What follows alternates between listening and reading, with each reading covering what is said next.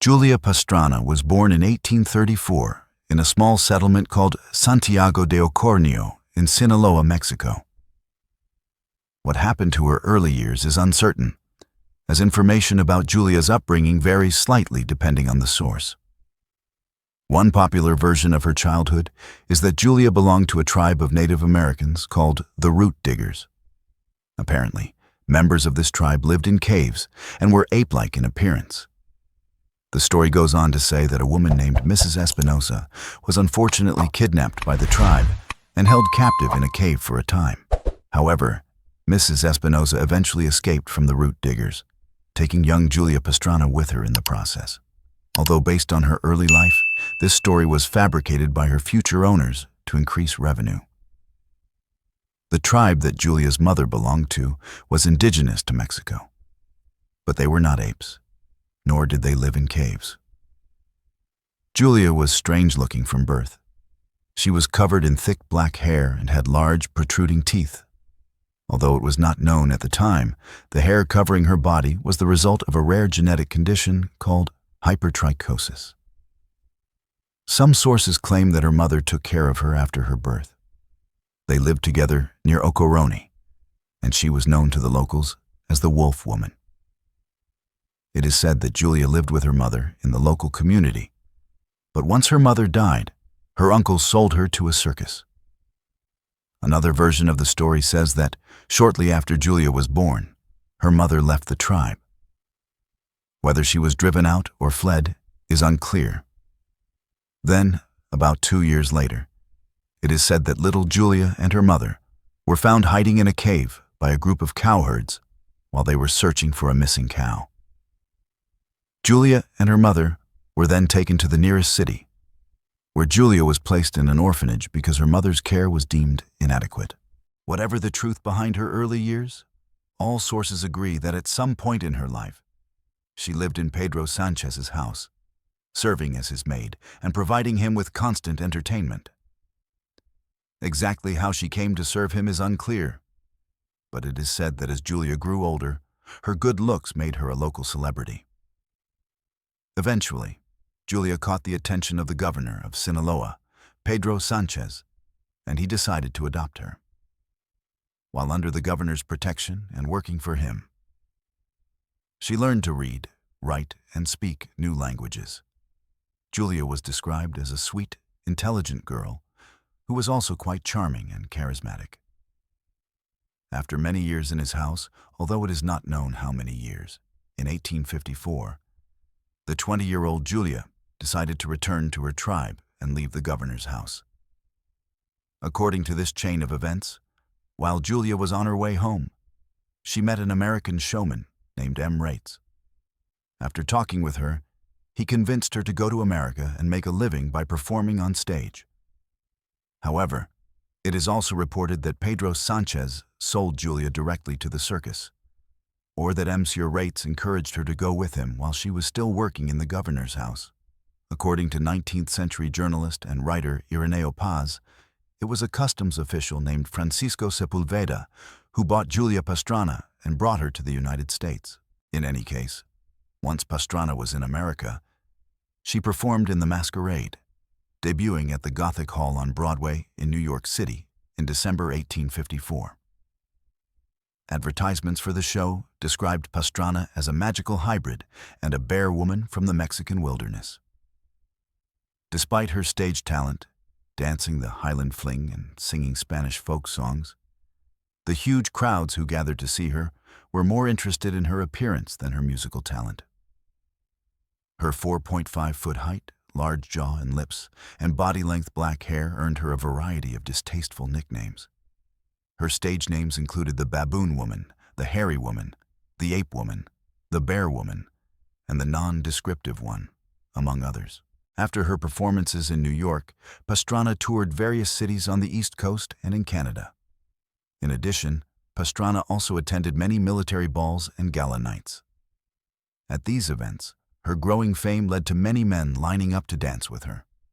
By now, she also had a new manager named Theodore Lent. After seeing Pastrana's status grow in the United States, he knew that the next step was for her to tour Europe. Throughout Pastrana's life, Lent had her examined by various doctors and scientists. He only did this to add value to his advertising campaigns, which claimed she was a hybrid, thereby allowing him to increase his audience and sales. Dr. Alexander B. Mott personally examined her and certified that she was half human and half orangutan. Other doctors agreed with this assessment. One person claimed that Pastrana was a separate species. In London, Lent continued to lie about Pastrana in his promotional materials, and since his false claims had attracted a large audience, he saw no reason to change. According to the posters and promotional material, Pastrana's native tribe lived in caves and were closely related to bears and apes. However, Lent made sure that he did not scare off any potential customers by assuring them that Pastrana was friendly, intelligent, kind, and that her feminine nature was dominant over her orangutan nature. While some were fooled by this nonsense, others knew that she was, of course, a human, and not some kind of ape-human hybrid.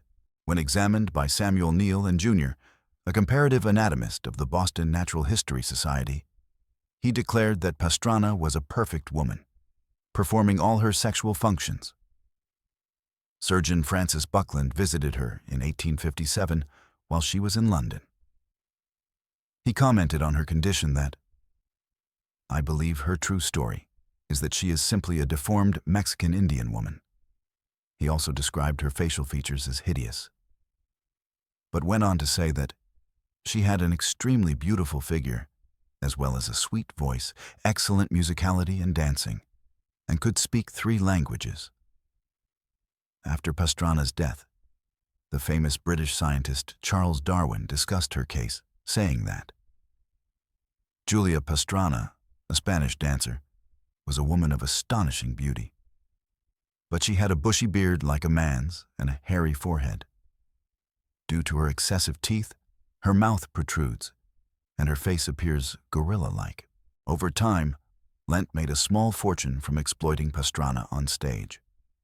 He was a wealthy man, but still hoped to increase his fortune. It is said that Pastrana was already a celebrity by then, and she received many marriage proposals. However, it is said that she turned them down because these men were not wealthy enough. Some historians believe that Lent hoped to marry her to an extremely wealthy man to benefit his own pocket.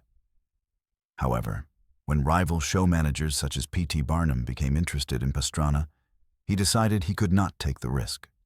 So he married her so that she could continue to make money.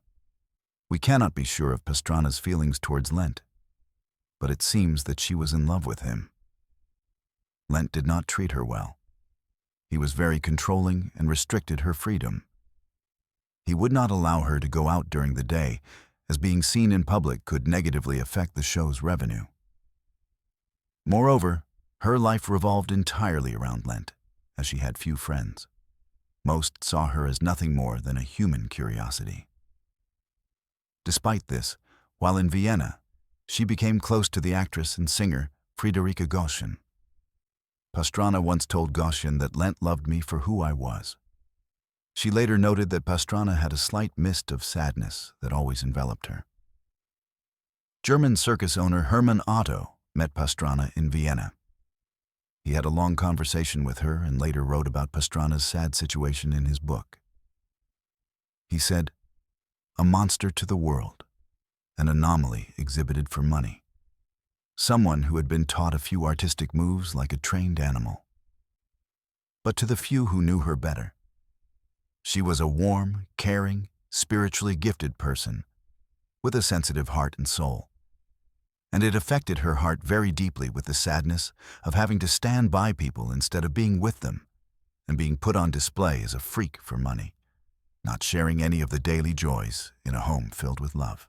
In August 1859, Pastrana discovered that she was pregnant. She finally gave birth in March 1860 while on tour in Moscow. Her son, who shared many of her features, was very large, making the delivery difficult. Sadly, the baby died after 35 hours. Heartbroken, Pastrana died at the age of 26 from complications after giving birth, just 5 days later. Apparently, Her last words were, "I die happy because I know I have been loved for who I am. However, it seems too good to be true. It seems too good to." Lent was devastated, not only because his wife and son had died, but also because he had lost his main source of income. After Pastrana's death, Lent sold the bodies of his son and his late wife to Professor Sokolov of Moscow University so that he could preserve them by taxidermy. With Lent's permission, once Sokolov had completed the process, he displayed the bodies at the university's Institute of Anatomy. What Lent did not know, however, was that Sokolov had created a new technique that combined embalming with taxidermy. Due to Sokolov's expertise in the field, Pastrana and her son looked very lifelike, unlike what Lent had expected. Once Lent learned how well Sokolov had done, he bought the bodies, believing that he could make money by exhibiting them throughout Europe. A few years later, Lent discovered another woman who had similar characteristics to his late wife. Seeing this as a golden opportunity, Lent met Marie Bartle and eventually convinced her father to let her marry him, promising that he would never expose her. However, he lied. Soon, Marie was on stage, dancing and singing under the name Signora Pastrana. To increase her audience, she was billed as Julia Pastrana's sister. Lent toured Europe and America with his new wife, Marie, for many years. They eventually retired to St. Petersburg with the fortune they had accumulated. However, soon after his retirement, Lent began to go insane. On one occasion, he was seen screaming naked on a bridge, tearing up banknotes. He was then admitted to a Russian mental hospital and died shortly thereafter in 1884. His widow, Marie, returned to Germany and sold the bodies of Pastrana and her son. For about 50 years, the bodies were displayed in various locations around the world, including museums, circuses, and amusement parks. By the 1950s, the bodies were stored in storage. However, in the 1970s, the bodies were displayed again in Sweden and Norway, but this was met with public outrage. In 1973, the owner of the bodies, Hans Lund, placed them in a carnival warehouse near Oslo. Unfortunately, in August 1976, the storage facility was broken into. As a result, Pastrana's body was stolen, and her son's remains were badly damaged and gnawed by rats. Just 3 years later, police found Pastrana's body, which had been stored at the Institute of Forensic Medicine in Oslo. Although at the time, police did not know who the body belonged to. In 1990, a journalist identified her remains, and a debate has continued in Norway over what to do with her body. In 1997, Pastrana was sealed in a coffin and transported to the Department of Anatomy at the University of Oslo. She remained there until February 2013, when Julia Pastrana's body was finally transported back to Mexico so she could have a proper funeral in her native Sinaloa. A Catholic funeral was held for her, attended by hundreds of locals. Julia Pastrana was buried in a cemetery in the town of Sinaloa de Levi, near her birthplace. A movie based on her life was released in 1963, titled The Ape Woman. Currently, another movie titled Velvet, also based on her life, is in development. Thank you everyone for watching this video about Julia Pastrana. I really hope you enjoyed it. If you did, please leave a like and a comment below. If you are new to the channel, why not subscribe? And if you have any suggestions, please leave a comment or email. The address is in the description. Anyway, I will see you all in the next Project 360 official thanks.